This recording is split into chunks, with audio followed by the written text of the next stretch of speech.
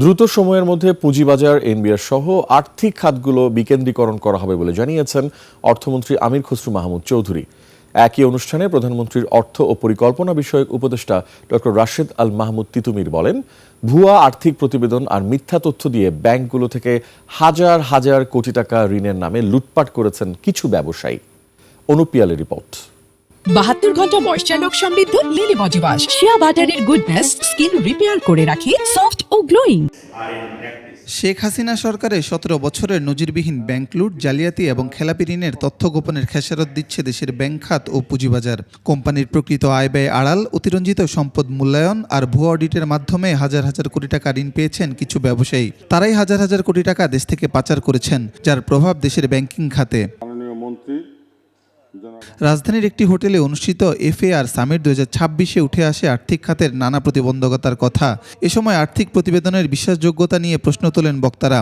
ছোট ছোট বিনিয়োগকারী শুধুমাত্র এক কোম্পানির অ্যাকাউন্টিং রিপোর্টের উপর নির্ভর করে তারা পুঁজি বিনিয়োগ করে, কিন্তু একটা নির্দিষ্ট সময় পরে দেখে সেই কোম্পানিটা আসলে সঠিক অ্যাকাউন্টিং ভিত্তি ছিল না। টেকসই আর্থিক খাত ও সহজতা ব্যাংকের ঋণ নিশ্চিত করা সম্ভব নয়। অনুষ্ঠানে প্রধানমন্ত্রীর অর্থ ও পরিকল্পনা উপদেষ্টা বলেন, অডিট ব্যবস্থার দুর্বলতায় আন্তর্জাতিক অঙ্গনে প্রতিষ্ঠানগুলোর উপর আস্থা কমেছে। বিদেশি বিনিয়োগ টানতে অডিট ব্যবস্থাকে ঢেলে সাজানোর তাগিদ দেন তিনি।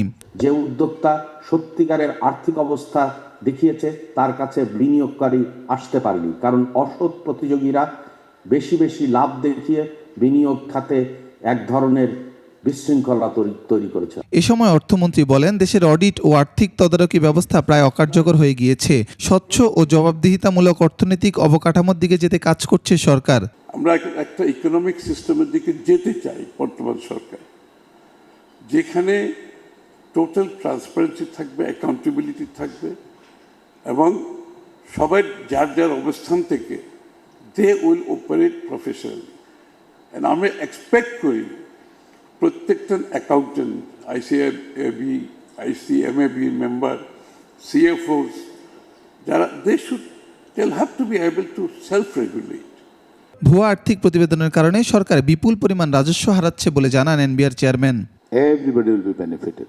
অনুপ পিয়াল, 21 টেলিভিশন, ঢাকা।